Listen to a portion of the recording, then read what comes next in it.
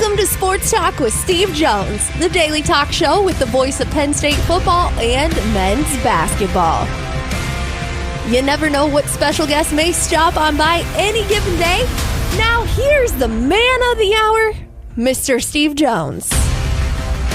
Well, because of the rain out last night at Williamsport, and I was up there. I mean, I had to wait about an hour. I got back in time to watch the U.S. Okay. It's fine. It was the B squad, like we predicted. It was pretty much everyone on the bench minus Weston McKenna. He started for the U.S. And was replaced by Christian Pulisic. Yeah. About the time we said he'd be replaced, and that's fine. Look, like everybody's like, oh, the momentum. It's just like stop thinking. I mean, everybody thinks too much, right? There's very little momentum from game to game. Every game is its own personality. Bosnia-Herzegovina plays its own style. It's different than Turkey, which is different than Australia, which is different than Paraguay. I mean, okay, it's about matchups. It's about styles. It is not about momentum. You can get momentum in a game. In a game, you can get momentum. Like all of a sudden, things are clicking. Things fall into place, and you get, and everybody gets, and the crowd gets going and so forth. But game to game, no. Right? We talk about this in baseball all the time. I remember one time, and this will be a Spikes example. One time they were playing Staten Island, and Staten Island won the game like 14-1. It was just a bad game. And I said in the post game, I said, look, tomorrow's different. The next day was 3-2. State College won. They're all different. Okay, we spend a lot of time these days talking about artificial things. Right. For example, I was listening to a guy today talk about Big 12 Media Days. Okay. Right, and then he diverted to ACC Media Days and how cool it was that they brought the Pop-Tarts there because, that you need something fun there, right? And I'm sitting there thinking, your job is to go cover football. I said, football isn't fun enough to cover, right? You need a diversion of Pop-Tarts, like the big Pop-Tarts there from the Pop-Tarts Bowl? Like, I mean, maybe I'm old-fashioned, but I know I'm old-fashioned. But this stuff makes no sense. You need to be deterred from the game. Come on, right? We don't talk enough about matchups. We don't talk enough. We talk about artificial things all the time. This thing about, well, what does it do to their momentum going to the next one? The next one's the knockout round. Okay, if you're not motivated to play that, you might as well go home. Yeah. You're going to play in Levi Stadium on Wednesday night where you're going to be the favorite, and you have to just go out and do your job. Bosnia-Herzegovina's style is different than Turkey's. This is also only their second ever World Cup. It is. They have some good talent, but again, the U.S. should be able to win this game. But the U.S. actually has more talent. They have way more talent. And the problem last night that they had was on the back end. It was not on the front end. No. They missed a lot of shots. I give the Turkish goaltender a lot of credit. He made a couple of really nice saves. But the problem for the U.S., and it showed up in the last goal, but it was like that all night long where Turner was kind of hung out to dry a few times. And that's where, the U.S. will have its defenders back in there, their primary defenders. It's going to make a big difference. And that's where, going into yesterday, people who had not followed soccer closely did not understand exactly what was going to happen, which was Turkey was favored to win the group. They were expected to be a really good team. They absolutely blew it in their first two games and were knocked out of the tournament. They were playing for pride, and they have two of the better young players in the world. And their best player made the play at the end. Yeah, Arda Güler, and then you've got, coming off the left, Kenan Yildiz. Yep. The two of them are their two best players and are better. I'll say it, they're better than anyone on the U.S. team. The issue is the rest of their team they just didn't play well. Right. They played so poorly in their first two matches. They got beat on the break by Nestor Irankunda from Australia. Yes. And then they got beat against Paraguay, and Paraguay just beat them. And again, it happens. What's Australia's game? Lay back, defend, lay back, defend, attack, and counterattack. And Turkey is not good on the defensive side of the ball. Turkey got hurt on the counterattack. The U.S., the turf was a little bit of a problem last night. I saw a lot of slipping by both teams last night. The Levi Stadium turf has never had a great reputation. I don't know how it's held up during the World Cup so far, but it has not had a great reputation. But look, go play. Right? This whole thing about what does it do to their momentum? Stop thinking. Okay, I mean, there's too much thinking. Right? It doesn't do anything. Guess what? Right? If you're not motivated to play, you shouldn't be there. No, you should not be there. Like, the U.S. is I remember when Penn State lost to Oregon in the Big Ten championship game. What's going to do for their momentum for the playoff? I'm like, going, it's 2 weeks away. It's a different game. What? No. Like, I don't believe in trap games. I think that's one of the more bogus things that we talk about. You're either ready to play or you're not. A trap game is just a good matchup for another team. That's all it is. Yeah. That's the truth of it. I mean, I just don't believe in that stuff. I think that stuff is bogus. Oh no, absolutely. I mean, you've got this game with Minnesota coming up in November, and no, look, you fly back. There are going to be circumstances and matchups you're going to have to exploit that they'll exploit. You got to go from there. Yeah. We already know they're a good team.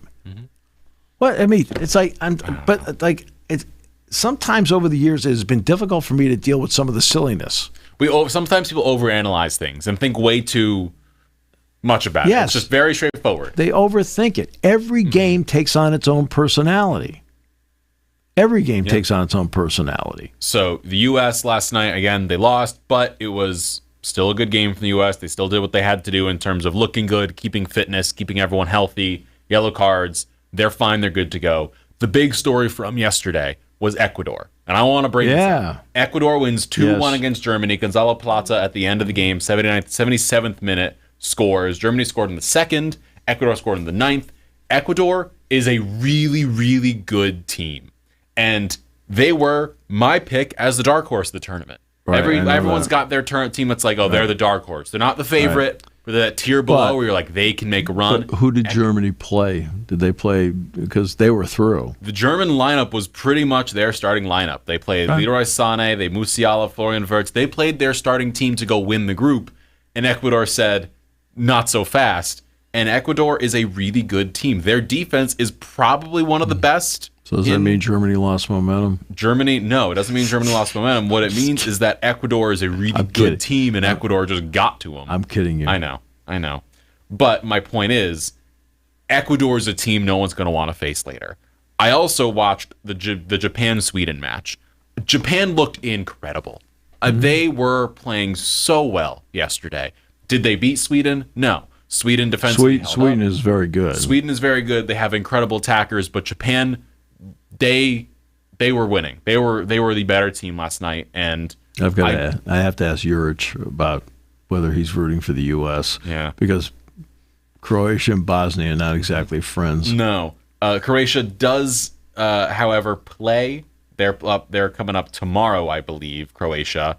As things stand, Croatia is going to be currently in third place. They play Ghana. If they beat Ghana, they're through. If they draw against Ghana, they're pretty much through as well again on the third place slot. Yeah. Right now, the teams that are going through, Sweden, Ecuador, Bosnia, Paraguay, Croatia, South Korea, Algeria, and Scotland are the 8 third place teams. But of course, there are still games to play. Currently, Algeria and Croatia have only played 2 matches, and same with the 4 teams below in the third place slot, which includes Cape Verde, Belgium, DR Congo, and Senegal. If Cape Verde can go through, it's a great story. They're playing Saudi Arabia. I honestly think they have a real strong chance to go through. Now, it's going to be a different game for them because instead of sitting on the back foot like Uruguay or Spain, where they're being outplayed, they're probably going to be trying to play in the front foot more. So we'll see what happens in today and tomorrow's matchups. I am thoroughly interested in watching. There's also, Steve, I don't know if you've noticed or seen or heard names. Every good player is scoring in this tournament. No, that's big. Finally. Messi's got 5 goals in 2 games. Yeah. Vinicius Jr.'s got 4 goals and an assist. Kylian Mbappe's got 4 goals. Erling Haaland has 4 goals. Like Ronaldo has joined the party. Ronaldo joined the party with a brace. But this is what the World Cup in this country needed. Star power. Okay? You need the stars to be the stars. When you get into the biggest matchups, so the United States plays Paraguay to open up. Who was the star? It's Pulisic. Pulisic in the first half. He was a star. They couldn't do anything with him, right? And the U.S. gets out to a lead. Others may have scored the goals, but he is directly or indirectly responsible for for everything that was happening out there. Right? And so when you get into your biggest game, the reason you have stars, that people ascend to star status, is that they have proven in the biggest moments they'll play their best. They'll be the best players on the field. You know, the days where your stars don't play like stars are the days you struggle, right? Because there are not enough guys to make up for it normally. Normally. And so in this tournament and in this country where the players that the casual fan would know, again, it's not the deep soccer fan that It's knows. not me. It's Steve right, Jones. who knows who the middle back happens to be on every team, right?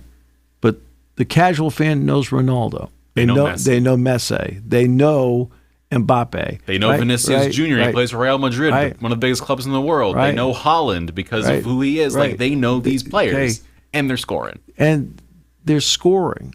And that's the next part of this. We are seeing very little 0-0. We are seeing more wide open, fun soccer. And when we have had... See, the women's game in this country has been, in terms of visuals, the women's game in this country on the collegiate level has been actually fun for a lot of people because there are goals scored. The men's have been more strategic, more marking, more tackling. Right? You know, I mean, because, look, there's just at different stages. That's fine. I understand that. But people want to see scoring. They want to see scoring. Well, they're getting scoring in this World Cup. And that's been fun for people. Steve Jones, in all of the group stage matches that have taken place so far, there's been a grand total of 4 0-0s. 4 of them. And by the way, one of them was the Spain-Cape Verde match, which it was one of the most incredible matches because Cape Verde drew with Spain. And then you had Ecuador-Curacao. Again, incredible because Curacao had the great story. So when there's been a 0-0, it's been entertaining. Well, it's been entertaining because the underdog did something great. Right? By getting a draw, it was a great story. It was not... Okay, it's Germany against Spain. It ended up 0-0. There, 2 of them are playing. Okay, we're just going to keep popping the ball back to midfield, and then we're going to start over again. Every team is going for it because this World Cup has been weird because a lot of teams, it feels like we're rewarding losing by giving the third place teams a way in. At the same time, it means we get a lot more of these Cape Verdes where all of a sudden they draw 2 matches and they've got a chance to go through in this thing. Like, that doesn't bother me in the least. No, but then we've had 4 0-0s. The 2 of them I talked about, the Curacao and Cabo Verde. One of them was England-Ghana, which was an incredible game because England should have lost because of a penalty that wasn't given, 2 of them against Ghana. And the other one was Belgium-Iran, which, Iran are one of the best teams and just got shut down, and they weren't good. Are they playing Egypt today? Today's matchup is going to be, if I can find through, it is Egypt-Iran tonight at 11, New Zealand-Belgium at 11, Uruguay-Spain at 8, Cape Verde and Saudi Arabia at 8, and Senegal-Iraq at 3 in the game I tried to go to, but tickets were about $1,500 about a month and a half ago in Boston Stadium, France versus Norway, which is going to be just an incredible game. So those are the games going on today. Tomorrow it's Croatia-Ghana, which Ivan Juric will probably be watching, I would assume. Yes, they have an off day. Panama-England at 5 as well. Colombia-Portugal at 7:30. DR Congo-Uzbekistan 7:30. Algeria-Austria at 10. And then Jordan versus Argentina at 10 o'clock. Yeah. So, again, there are so many smaller nations that are competing, but they've all got good stories to them. And... So can I make a point real quick? Sure. If I may. So going into this World Cup, there was a lot of criticism from people who are not major soccer fans about it being 48 teams. About it being 48 teams, too big of a field, and there's teams that aren't why are we having these nations in this tournament? What I say to you is one of the best teams of all time, one of the countries that's the most they got the most accolades and all this. Italy didn't qualify. Yeah. And everyone's like, well, they should be in it. Why? Why should they be in it? They weren't good enough to beat Bosnia. You have to be good on given days to get it done. Yeah. Okay, you see the 48. What kind of excitement have you seen with 48? It's been incredible. Okay.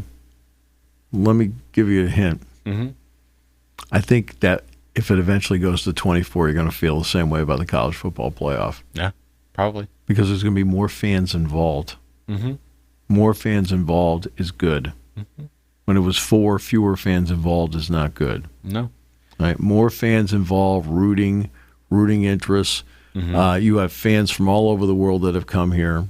Mm-hmm. They have been tremendous guests. Oh, yeah. They have also thought of us as being tremendous hosts. Mm-hmm.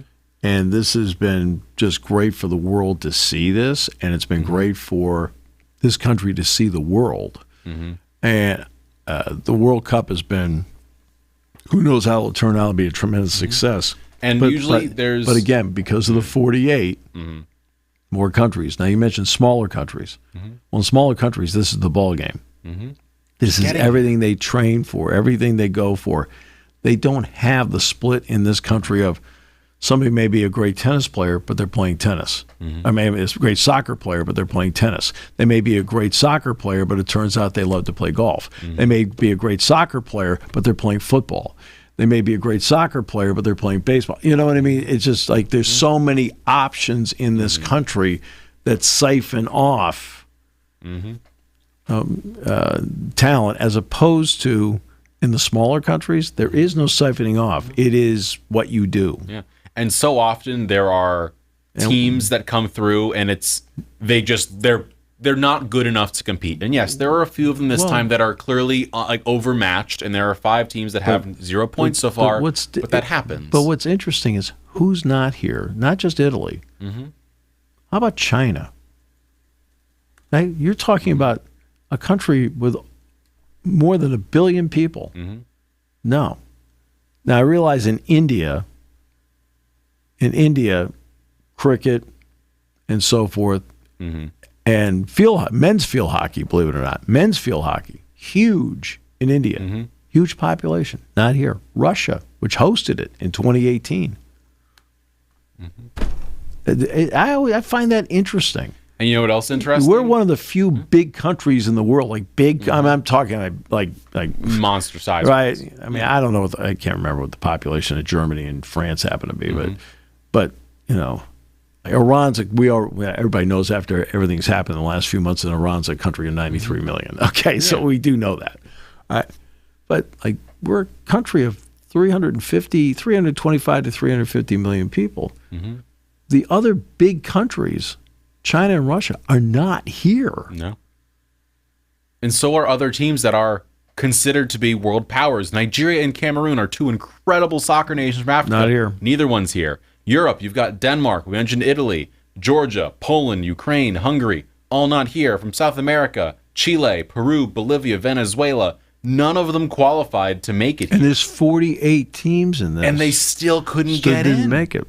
And they had chances too. There were extra qualifiers, like for teams like DR Congo, who had to go through an extra qualifier to get in. They got here. They did it. They won. But the bottom line is, okay, these other countries won their way here. You know, it doesn't. Just because you show up with the name on your front of your jerseys, nobody has a name on their front anymore.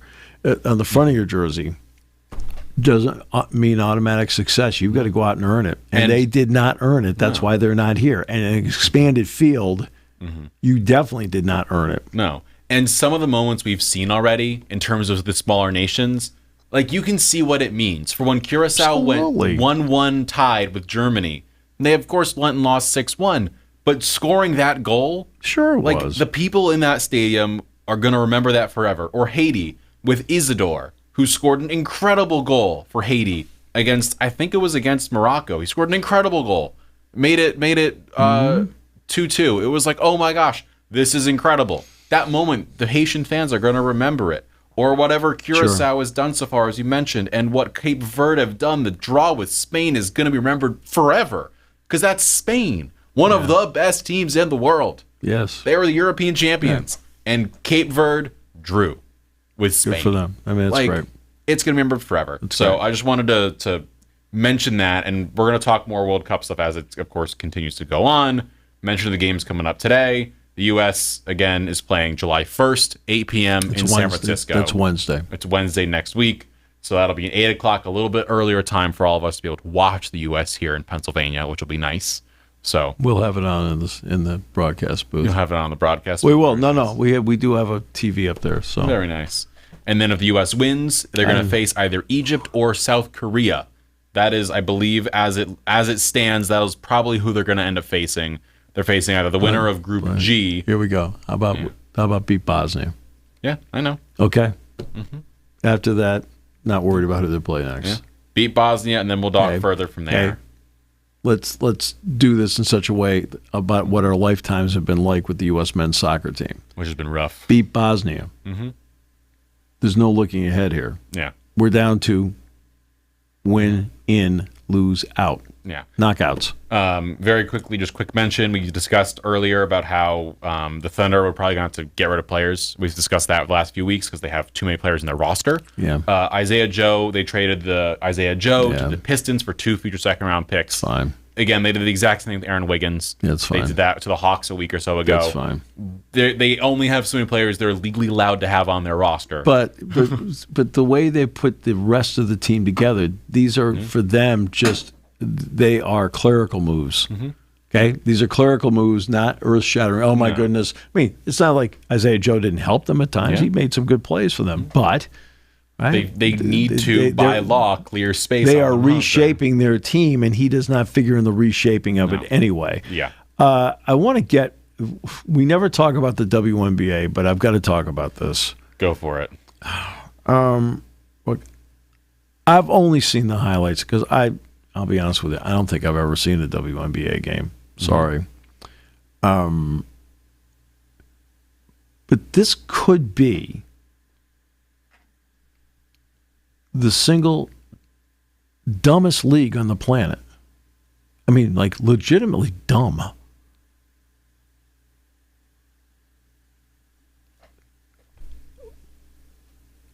Caitlin Clark is not the best player in the WNBA. Mm-hmm. Okay, she's not.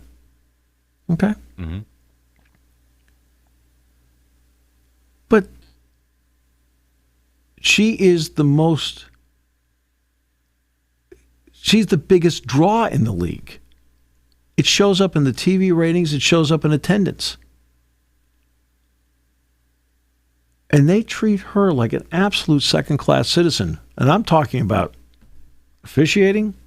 I'm talking about management. I'm talking about commissioner. I'm talking about marketing. Mm-hmm. These are the dumbest people on the face of the... I mean, I'm talking... That's a group of... In that room, there are dumb people. I finally have somebody that is marketable in my league to hitch my wagon to. And because of pettiness, and it is pettiness... Mm-hmm. Well, I've been in the league longer. Well, you may be in the league longer, but guess what? More people are watching because she showed up. Is she the best player? No, she's not the best player in the league. But she's the most marketable player in the league, and they don't market her. They market other people. They try to tell everybody about this, that. People don't care. Okay?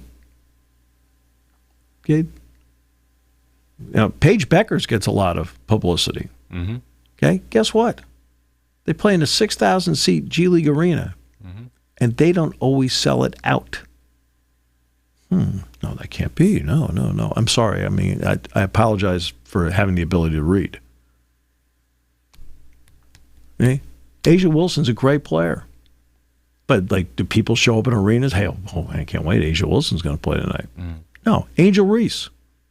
Angel Reese is, no offense, a mediocre player. But boy, she gets pubbed left, right. They're bashing her all over the place. She got jammed in the throat the other night. Guess what? You know what the player got? A 1-game suspension after Stephanie White complained. I mean, you want to know how a league gets on its pathway to failure? Not being smart. Not taking advantage of the gifts that are handed to you.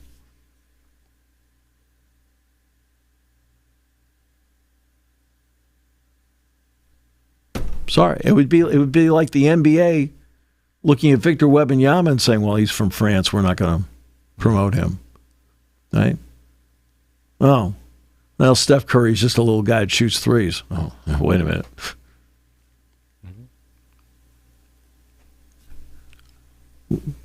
This Michael Jordan guy. No. Speaking of top talents. No, I'm just saying. I know. Okay, they are an embarrassment. I know. Okay, and this league has only been able to survive to this point because of all the NBA money. I apologize for actually knowing,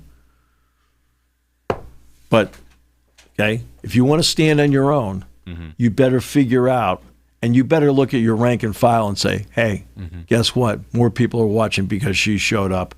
Okay. Just so you know. And the whole idea is to get people to, the more they watch her, they end up noticing you. Oh. Okay. It is a league that I have very little respect for because there's a pettiness in it that is ruining it. This should be a golden time for them.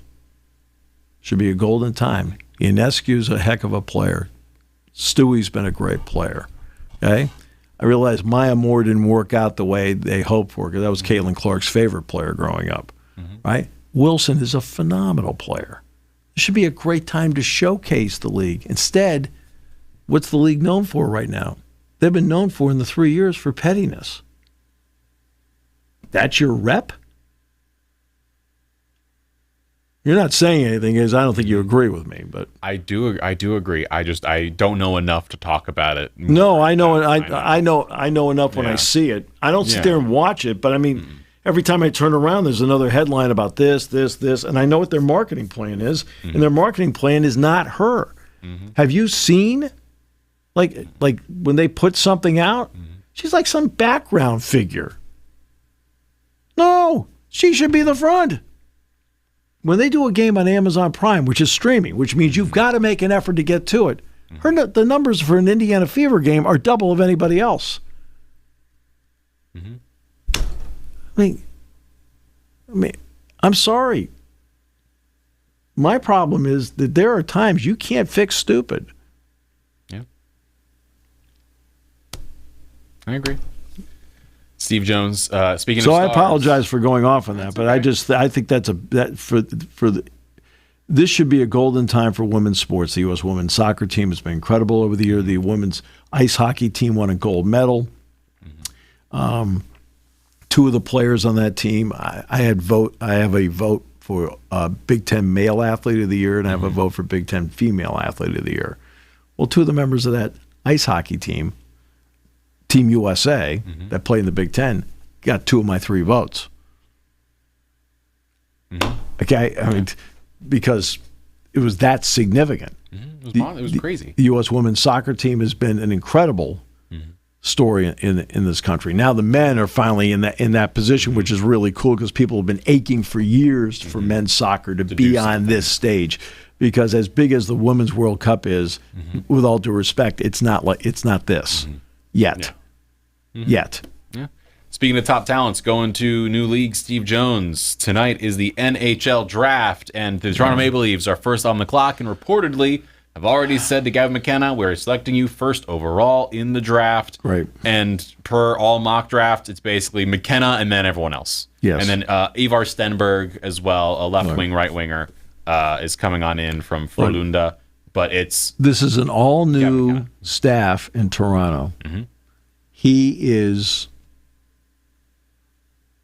the first mark on the board for them as to what direction they want to take the club in. Toronto has not won a Stanley Cup since 1967. They've had some great players over the years. I mean, great players, but never been able to put together enough to get there. I mean, when they signed Tavares to come in and be their captain from the Islanders, that was a big step forward, but it still wasn't enough. They drafted Austin Matthews. Big step forward, still not enough, right? So now this is their way to make their mark. And by drafting Gavin Mckenna, and again, this is where you see him early in the season, you see him later in the season. Early in the season, he's not scoring goals. Mm-hmm. So I went to a game. And I watched him play, and I was like, Brian Tripp asked me, he says, and let me ask you, what do you think? I said, Brian, I said, he is a next-level thinker. I said, he controls the pace of everything on the ice. He knows where all the chess pieces are. I said he doesn't shoot enough. I said, because he's unselfish. And it took, I thought in the first half, with all due respect, I thought it was maybe a little too deferential to Aiden Fink, who had been the star coming back, a Hobie Baker finalist the year before, and so forth. All right. And then as time, when then Fink got hurt, he kind of then he started to take over, and then he became the guy. But fans would say to me, oh, what a bust. He's not that good. I don't understand what. Well, I'm looking at him like going, have you watched a lot of hockey? I have watched a ton of hockey in my lifetime. Going back, I've watched so much hockey in my lifetime. I love hockey. It doesn't take more than 20 seconds to watch how he plays and go, oh my, that's a next level mind. That's a next level talent. That, I talk all the time. What made Brady and Manning great? They knew where the other 21 chess pieces on the board were. A lot of people can figure out where 15 to 16 of the chess pieces are. But you got guys that know where all 21 are. Oh, my God. He knew where the other 11 chess pieces on the board were at 17. Yeah. And everyone makes up their minds too early. And with him, we had talked about it at the time, and we discussed it. Like, he was 17, 18 years old coming in. Like, it was going to take a second physically just to be like, okay, I know where I'm at now and how to get there. No one comes into any league and is the best player in the league like that. It doesn't happen. And people expected him to come in and basically be Alex Ovechkin right off the bat, or Sidney Crosby right off the bat for Penn State. That's not how any sport works. Yeah. Unless it's an individual sport, it doesn't work like that. With someone like Sidney McLaughlin-Ravoni, who came in at like 19 and was running by everybody in all of her races, that makes sense. Sure. Because it's an individualistic sport where you can do that. You can't really do that in a team sport because it takes a second. Well, first of all, the training camp in college ice hockey is very short and limited. Yeah. Okay? But that told me, I'm looking, with all due respect, I'm looking at people going, I don't get where you're coming from here. No idea. Right? I was really kind of disappointed. Like when what some of the people were saying to me about, well, he's not there. He's supposed to be the first. He's not the first overall pick in the draft. I'm like going, like, you watch him. This is like early in the season. Then late in the season, nobody's saying that to you. Oh yeah, I knew he was going to be great. And I said, oh yeah, sure you did. Yeah, right. Because as the season went, he was probably the best player in the Big Ten. I think he may not have been the player of the year. He's the freshman of the year. Yeah. But he was the best player in the Big Ten. But early in the season, like, everybody goes at their own pace. You could just see how he plays. He's orchestrating left and right. At 17. Who does that at 17? Those are all older players he's playing against. That's why this new rule on 5 for 5 is going to have a great effect on men's ice hockey, because there are a lot of 20 and 21-year-old freshmen playing. Yeah. Steve Jones, more tangential Penn State news today. It's something to talk about. I want to at least mention it and bring it up. Tennessee announced today they've parted ways with Penn State transfer edge Chaz Coleman. He was apparently medically disqualified from the Volunteers roster. Tennessee noted he was absent from summer workouts in the second half of the Volunteers spring practice, and his status with the program moving forward was unclear. This is coming from Pete Nakos at On3. It's sad. Josh Heupel told reporters on Wednesday at the SC meetings, Chaz has been dealing with some things, and we're here to support him. We'll continue to go through that process with him. So we'll just it's a tough situation to be in. If there's a health problem, like, it's tough. It is. If you're not right, it takes an effect on you. It does. There's no question. All right, so he got off to a great start. Got to a great start. Had a couple sacks in the game. Great.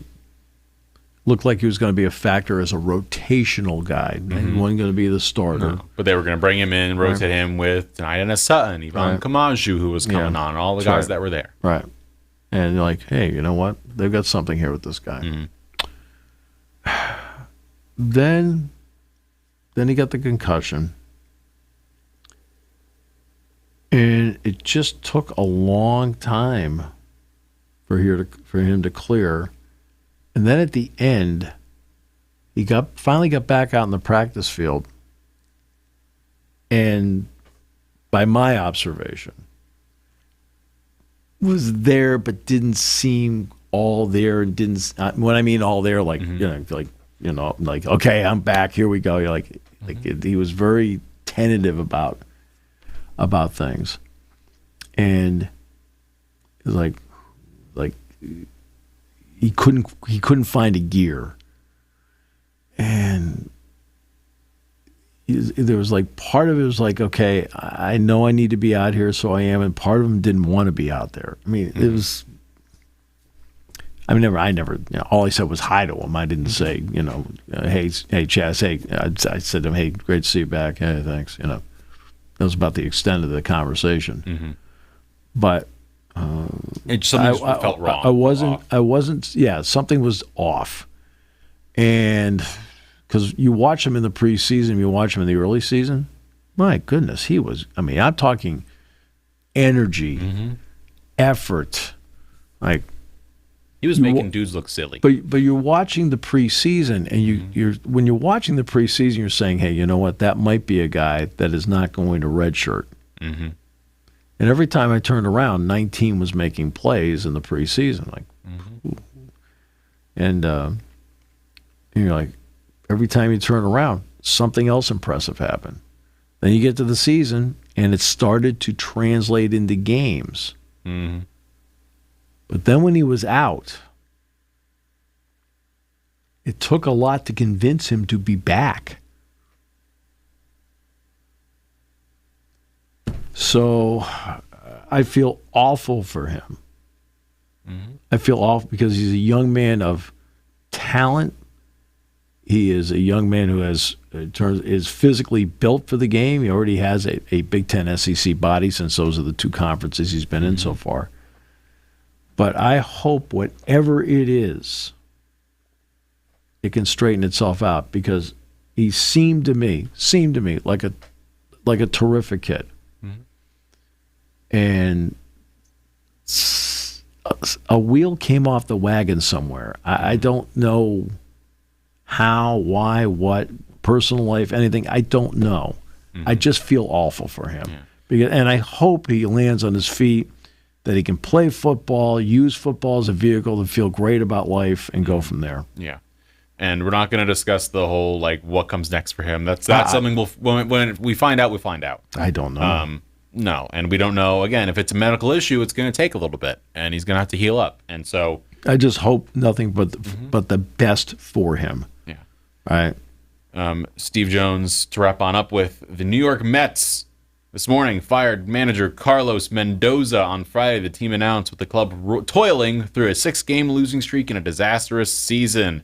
Andy Green was named the interim manager for the season. He'll take over the 34-47 club. He was in his third season as the manager, the option for the 2027 season. That, of course, was not exercised. The Mets have been bad. They were bad last year, been bad this year, and there's been a lot of problems. I don't think it was Mendoza-based, but of course, who's the first person to always get the blame? It's easier to fire one guy than 26. Yes. Look, the Mets are a perfect example of baseball is probably more guilty of this than any other sport, where because there's no salary cap and the big money clubs could care less about paying the luxury tax. It bugs them to write the check, but all right. And we'll discuss some. Okay? Yeah. But the assumption is you can just buy championships. The Mets are proof positive you can't do that. Nope. Now, this is not me blaming one guy. this is me blaming the Mets for doing this.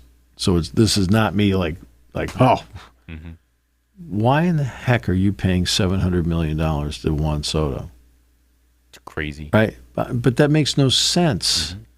And again, this has nothing to do with Juan Soto. Insert name here. I don't care if it's Andy Green they were paying $700 million to. I could care less. Right?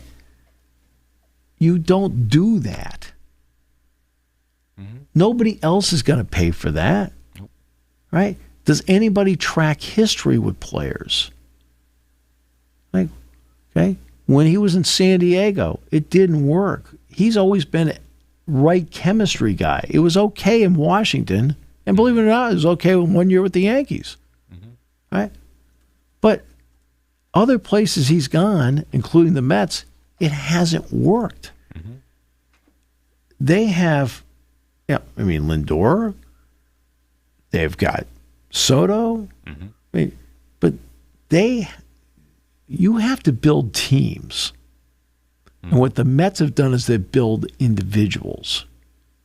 They've built individuals. They have not built a team. No. And is that fair? it's fair. And I do want to bring up and discuss that. As you mentioned it, the MLB and MLBPA, of course, are discussing the collective bargaining agreement. It runs out this season. Yeah. It's been a very hot topic because it's kind of viewed like they're not going to get to a solution, and there's going to be a lockout of some capacity based on the direction it's going in. I'll give you a date. It's not December 1. It's March 1. March 1. Right? Look, they'll lock them out December 1. But March 1's the but date. Look, you got to kind of, if you don't have it by March 1, you're now losing games in the season, and now you're in danger. So I just want to point that out. So as part of this was coming out from Jesse Rogers over at ESPN. As part of the collective bargaining agreement, MLB wants a maximum contract length of 5 years for free agents who are switching teams, while organizations have the ability to keep their own players for up to 6 years, calling it a cornerstone player provision.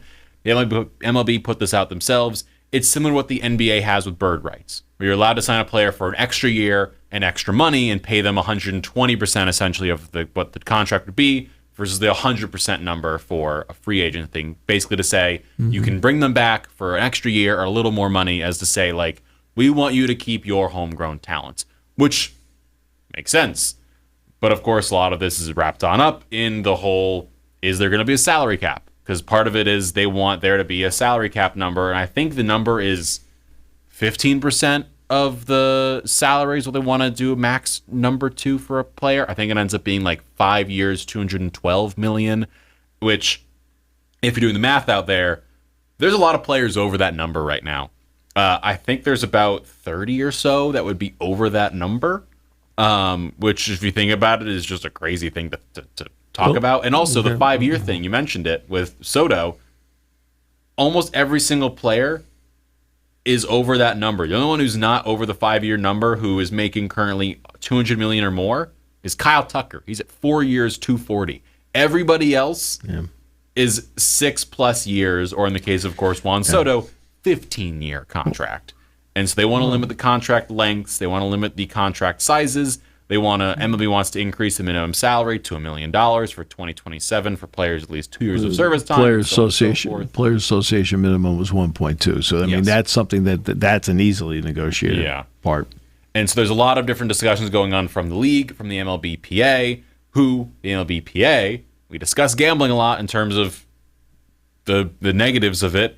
MLBPA proposed banning on prop bets involving individual players.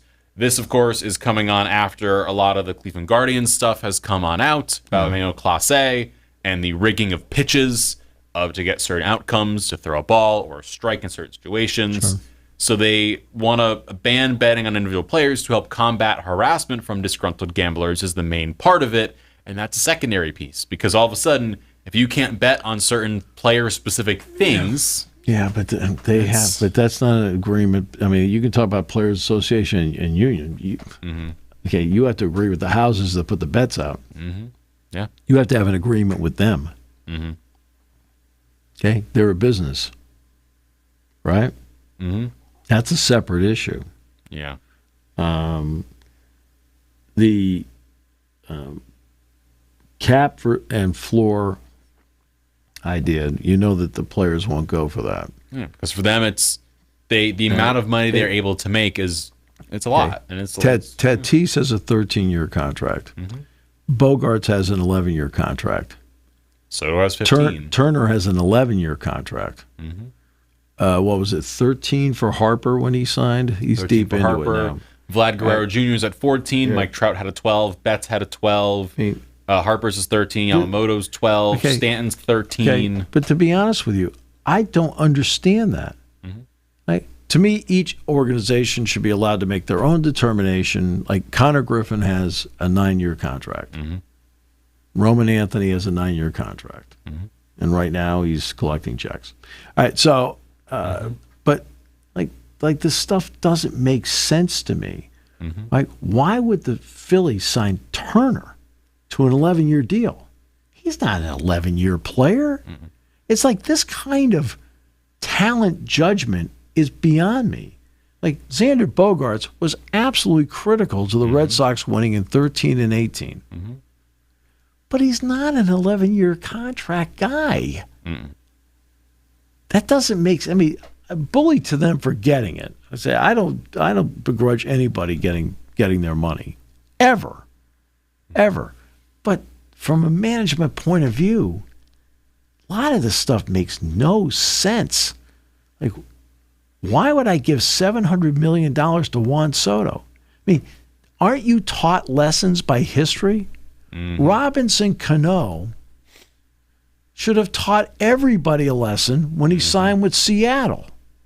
Where you take a look at the age of the guy at the end. Albert Pujols with the Angels didn't age well. 10 years. Actually, the last couple of years played better. But the point was, it wasn't a great contract. Right. It was a 10-year, $240, I think. And he turned down 10 years, $225 with the Cardinals. And the Cardinals took the money and they put it into 3 starters. I don't begrudge anybody money, contract. My criticism is of the managements that sit there and say, well, 11 years. 11 years? You're the Philadelphia Phillies and you gave 11 years? He's a good player. To that guy? Because guess what you can't do when he isn't playing well? Guess what you can't do? You can't move him because of his contract.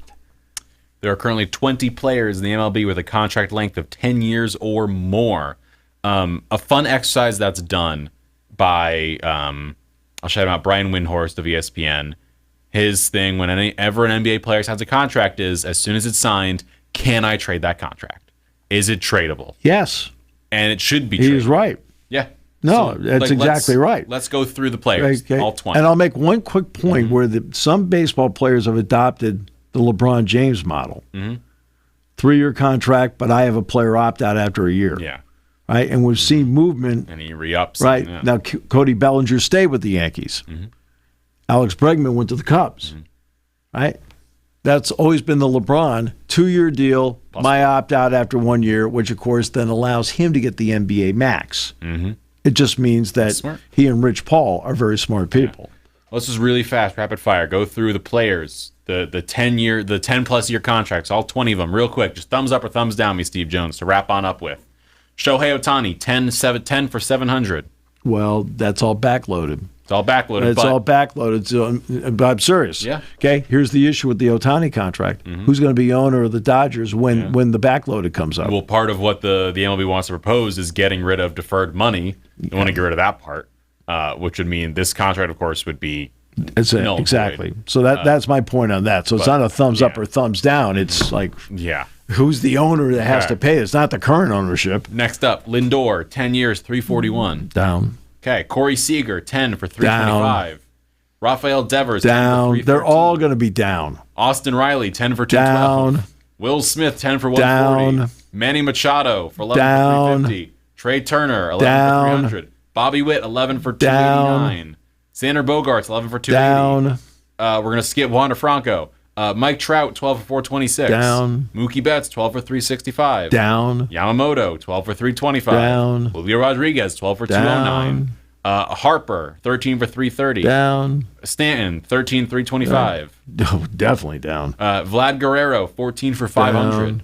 Tatis, 14 for 340. Down. And the aforementioned Juan Soto, Okay. 15 for 765. Now, it's not as if, let's just have some addendums to this very quickly. Yeah. Okay. Did Yamamoto have a great World Series? Yes. Okay. Was Corey Seager critical to the Rangers winning the World Series? Yes. Yes. So, I mean, there's a payoff there with some of these guys. All right. I mean, so it's not like there aren't some payoffs with these guys where it paid off in getting you a title. It's just the number is so crazy. The numbers make no sense. Is Riley a good player? Yes. Okay. Is Julio Rodriguez a really good player? Yes. But there's no common sense to the contract. And in a lot of ways, guess what I think you're doing? Most of these teams are bidding against themselves. Yeah. And we'll talk more baseball. We'll talk more NBA, NHL, NFL, college football, all of it coming on up next week. And also the World Cup knockout stages. Thank you for listening to Sports Talk with Steve Jones, a 7 Mountain Media production. Come back at 11 every